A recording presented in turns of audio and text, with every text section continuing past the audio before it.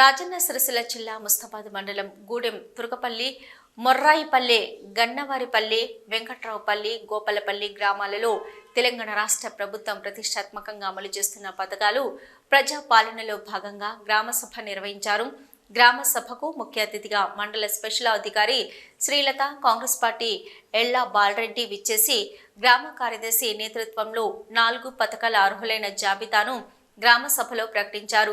రైతు భరోసా, ఇంద్రమ్మ ఆత్మీయ భరోసా, రేషన్ కార్డులు, ఇంద్రమ్మ ఇండ్లు పథకాలు లబ్ధిదారులను గ్రామ సభలో ప్రకటించగా పథకాలలో రానివారు ఆందోళన చేశారు. ఇక అధికారి మాట్లాడుతూ రానివారు మళ్లీ దరఖాస్తులు చేసుకోవాలని సూచించారు. కాంగ్రెస్ పార్టీ మండల అధ్యక్షులు ఎల్లా బాలరెడ్డి మాట్లాడుతూ కాంగ్రెస్ పార్టీ ప్రజాపాలనలో భాగంగా పేదలకు అందిస్తున్న పథకాలన్నీ నిరంతర ప్రక్రియ అని, అర్హులైన ప్రతి ఒక్కరికి రాష్ట్ర ప్రభుత్వం పథకాలు అందిస్తుందని, ఈ 4 పథకాలు నిరంతర ప్రక్రియ అని తెలిపారు. అంతేకాక గత సంవత్సరంలో రైతు భరోసా గుట్టలకు రోడ్డులకు రైతు భరోసా అందించిందని, అలాగే అర్హులైన ప్రతి ఒక్కరికి రైతు భరోసాతో పాటు అన్ని పథకాలు అందిస్తామని తెలిపారు.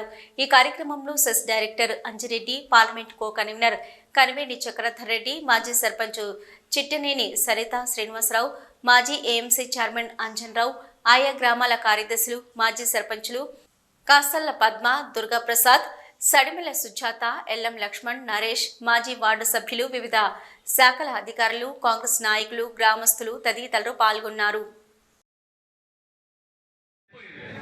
ఇప్పుడైతే ఖచ్చితంగా ఇది ప్రజల ప్రభుత్వం, తప్పకుండా మీ అందరికీ ఎవరైతే లగ్గాలైనాయో పిల్లలు వాళ్ళందరూ కూడా రేషన్ కార్డులు ఇస్తారు. ఇంకొకటి ముఖ్యంగా మనం గుర్తించాలి, ఒకటి ఏంటంటే తల్లిదండ్రులలో పిల్లలది రేషన్ కార్డుల పేరు ఉంటుంది. ఇప్పుడు కొత్తగా లగ్గమైనా మళ్ళీ వేరే కార్డు కావాలి. అయితే అప్పుడు అప్లై చేసినప్పుడు ఏం చేయాలంటే మీరందరూ మీ తల్లిదండ్రుల రేషన్ కార్డులో ఉంటే ఆ రేషన్ కార్డు నెంబర్ వేసి నాకు కొత్త రేషన్ కార్డు కావాలని చెప్పి అప్లై చేసుకోవాలి. ఆ ఫామ్లో కంపల్సరీ పాత నెంబర్ వేసుకోవాలి.